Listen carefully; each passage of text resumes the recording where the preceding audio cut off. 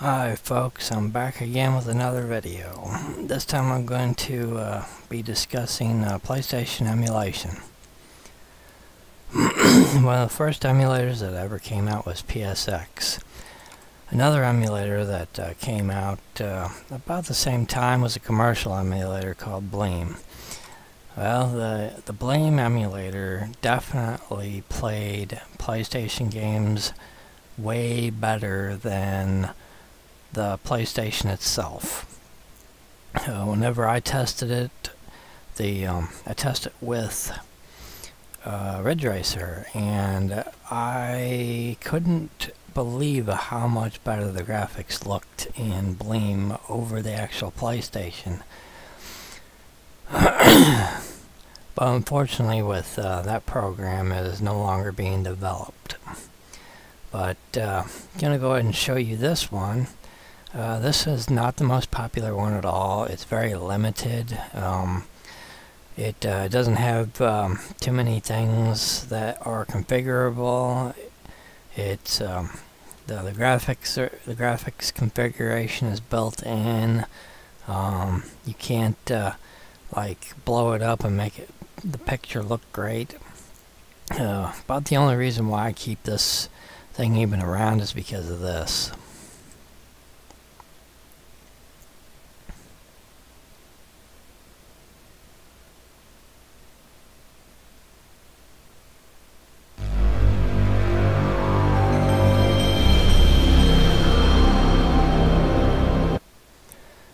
It has the original PlayStation boot graphics and sound and the menu. But like I said, this thing does not have very much configuration for the graphics. Even for the sound, it uses your primary sound driver.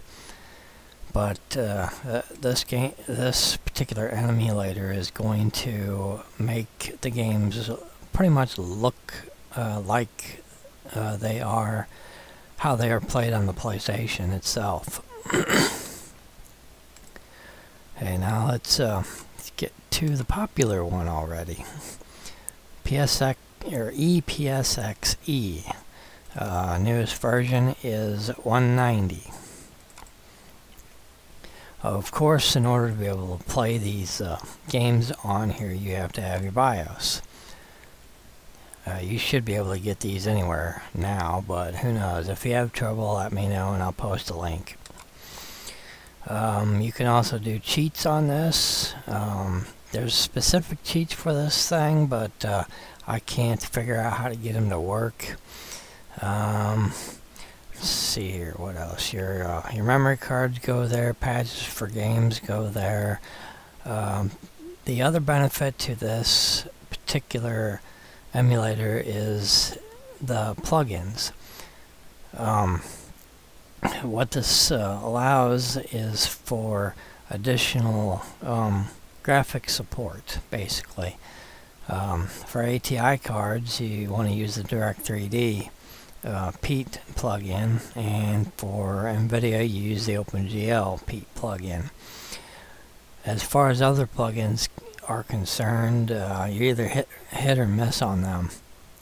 For a control pad or keyboard, and for disk drive and disk image, so you can load up ISOs. You just basically got to find one that's suitable for your hardware.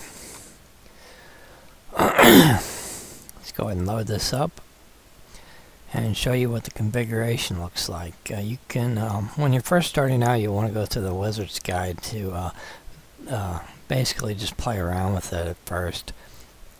When you get more used to how the program works, you can manually set everything like I have. Everything that you see here is manually set up specifically for my system. I don't recommend playing in full screen mode unless you click on the stretching mode and click on one of the bottom ones to try and keep the aspect ratio. Basically what it's going to do is it's going to try and keep the game itself into a 4:3 aspect ratio, which is what the games were meant to be played at. And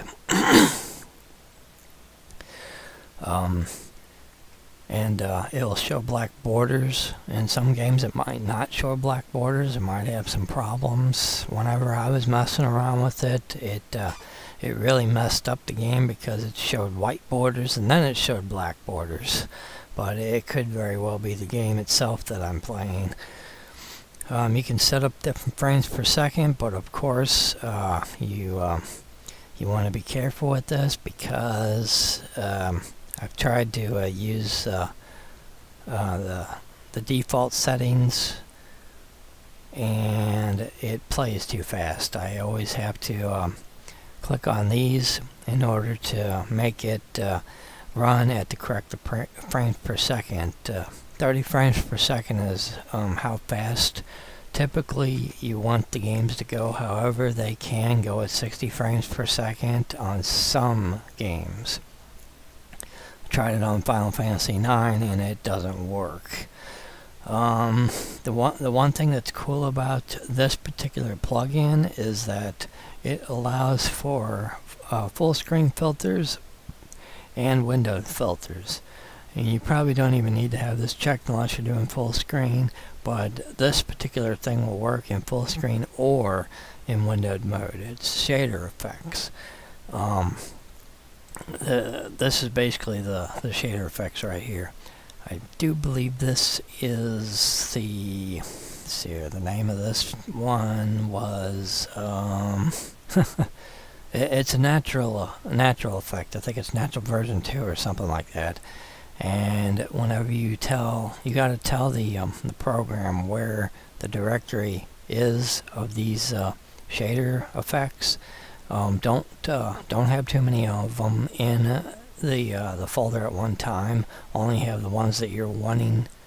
Only the ones that you want to use, because there are several different ones that are named the same thing, and the program can't differentiate between the two or between them all. Then you have to make sure you select the appropriate ones in the drop menu via the extension of the filter. This particular one has two different extensions because both of these files are required for it to work. It's SLF and SLV, so you want to make sure that you have that checked in this drop box as well. Other filters are going to have the VP and the FP, yeah, VP and the FP extension, so you want to check that. So now that we got that out of the way, so well, you can also select the level of the filter. I've been reading that the resolution size makes a difference with this being selected, and if you want to have like have your monitor look like it's got scale lines like a TV, you can check that. But I don't really care to do that with the program because there are other filters that allow you to add that effect, and it looks a little bit nicer than this particularly. There's also different kinds of other filters that you can mess with. Another issue that you might have is configuring your sound plug-in. Let's see here. Go ahead and OK that. The sound plug-in, I've noticed that this is the recommended one, and I didn't use the recommended one at first. I was using a different one, and when I was playing Final Fantasy IX and I finished the game, when the credits were rolling, the music that plays back, once it got to a spot to where it was a high-pitched sound, it locked into that high-pitched sound and it wouldn't play the rest of the music correctly. So I don't know if it was that plugin I was using or if it's just some kind of a bug in the emulator itself. But now I'm going to show you the games. I'm only going to show you two. Going to first start out with Silent Hill. as you can tell, that the game already looks a lot better than what it looks like on the PlayStation. It doesn't look perfect, but it looks better. And movies are going to look blurred, because these movies are not meant to be in this resolution. And the only way that you can fix it is by taking those movies and re-rendering them at a different resolution and adding some additional filters, like specifically a sharpening filter. It'll make it look a little bit better. Okay, let's go ahead and get into the game now.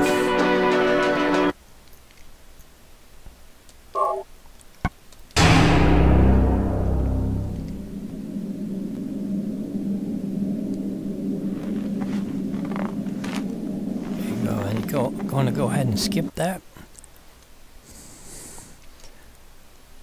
Yeah, those textures don't replace the game's default textures. The only way to do that is to decompile the game itself and apply new textures to all the different things, the sprites, like the trees and the person, the buildings, the floor.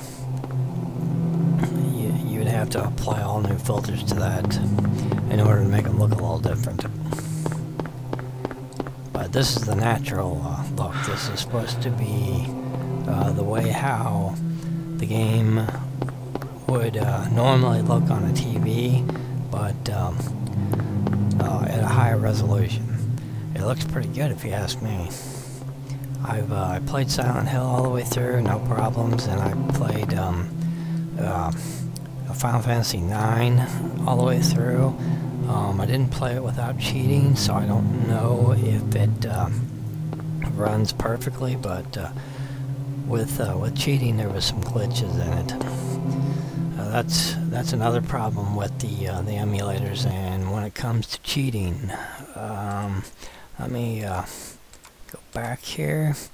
Okay, a really good cheat program for the emulators is the PSX Emulator. It really works good, but you have to be patient with it. And you also cannot load up a bunch of codes at once because it will crash the emulator. You can use GameShark, Codebreaker, and Action Replay, but the problem is that it may very well screw up the game, because that's what happened to me with Final Fantasy IX. If you need any help with cheats, just let me know, and I'll see what I can do. Another thing that you're going to want to have is a memory card manager. It helps to sort out the saves on the memory cards. Like if you have two memory cards that you need to put the saves from both of them onto one, that'll allow you to do that.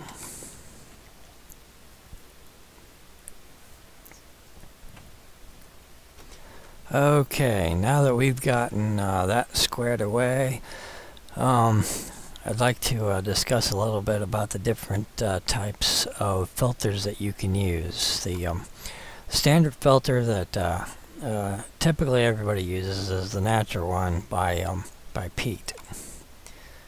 It's specifically for his plugin, and there's two different versions right here. That's why there's 4 files, because there's 2 files for each version. VP and the FP are 1, and the SLV and SLF are 1. These 2 are the light ones, these 2 are the more heavy ones. The one that I was showing you was Natural 2, which has only got 2 of them. It's just ever so slightly different than these. I tried this one out and it's pretty good. And there's some other ones like 2 times high quality and 4 times. There's a 5 times in here somewheres. Don't feel like looking for it. You got sketch shaders. Let's see here. There's other shaders that cartoon shaders. There's a butt map shader, which that's not too bad.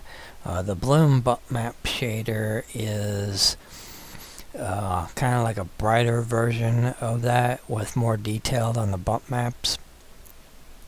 Then you got anti-aliasing type shaders that give kind of like a an anti-aliasing look. It basically does its best to remove the jaggies. There's just a mess load of these that you can mess with. There's even ones specifically for graphics cards. NVIDIA specifically. I don't know if there's ones for ATI or not, but there are so many different filters that you can play around with, like the storybook filters. If you haven't seen a screenshot of them, they're up there, but they're pretty neat to mess around with. Let's see here. Besides the plugins, the filter packs, the cheats, the other pieces of software that you need to like the memory card manager and stuff like that, that's basically what you need to do, what you need to have to play games or PlayStation games on the PC. And of course, this is the latest version. You're gonna have to play around with it a little bit with the plugins to make it work correctly on your machine. Still not 100% compatible with everything.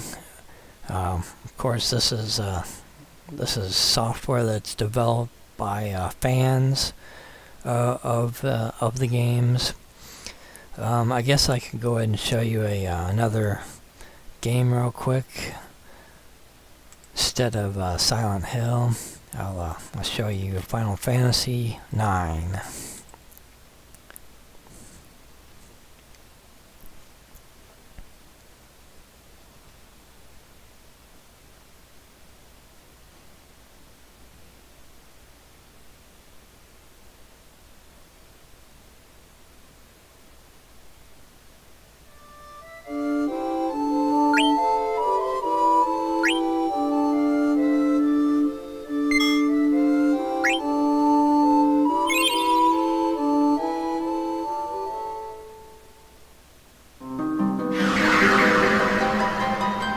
Yes, it does look totally different from the other game because they use different textures, plus Final Fantasy IX was one of the last games that they ever developed for the PlayStation, so it's going to use more advanced textures than Silent Hill had. See if I can get into a battle here. Come on!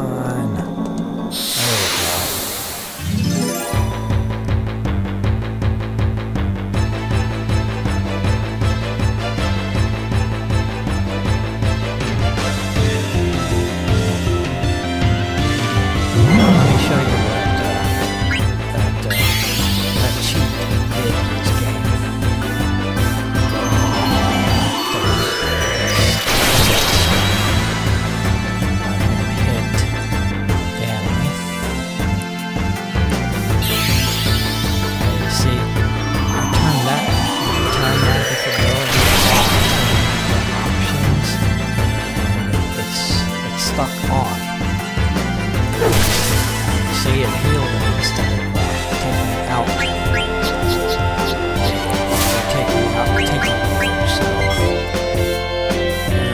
it will do that with anybody that has a in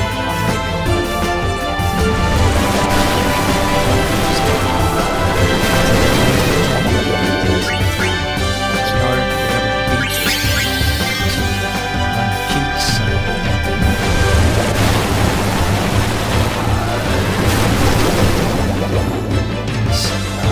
Stance mode, or whatever it's called.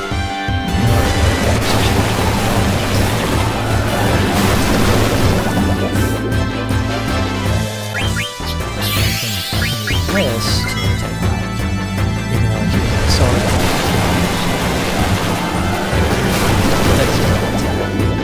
but that's what happened when I used certain cheats.